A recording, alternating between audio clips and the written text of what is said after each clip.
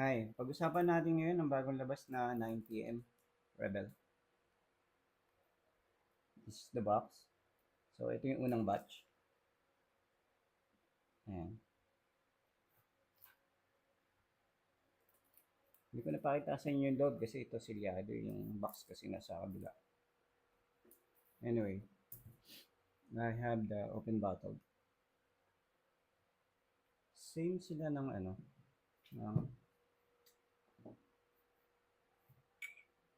course.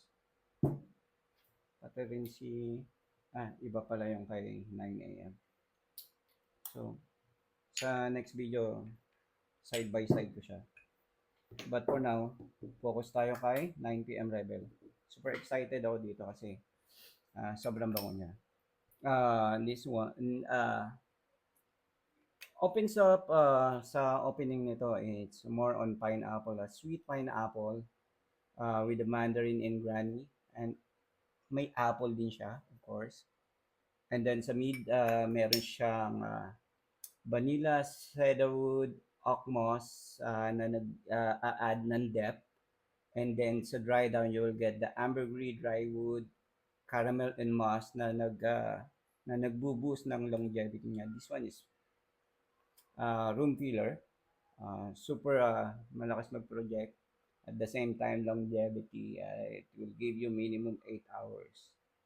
Naka 2 spray lang ako nito. It lasts way more than I expected. This one's open a pineapple, sweet pineapple, no? And then in combination ng apple niya, making it more fruity and yet masculine at the same time. At dahil dun sa oak moss sa mid and then moss and ambergris and with the caramel, and cedarwood, it gives some depth, sa profile niya.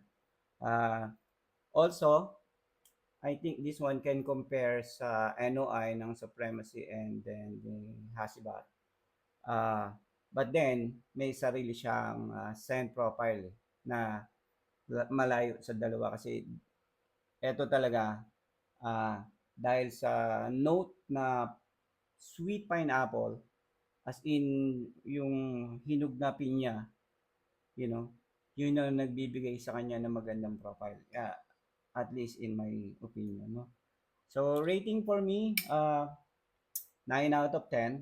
Ngayon, kung downside lang nito, kung ayaw mo sa fruity pineapple, kung ayaw mo sa ganon, and then may DNA ni Aventus ng konti, siguro hindi yun para sa'yo. Pero kung mahilig ka sa mga ganong nabanggit kong mga notes, sobrang ganda nito. Sobrang ganda ng projection. Sobrang solid ang performance. By the way, ang practice ko lagi pag may bagong labas, I get 3 bottles, tinatabi ko yung dalawa, and then yung isa ginagamit ko. And then yung dalawa, papamana ko na lang kung kanino, no? Pero tinatabi ko yun first batch. First batch. Yun ang practice ko lagi. At lagi kong sinasabi sa last part ng video ko na wag ka magba-blind buy. I-test wear mo muna.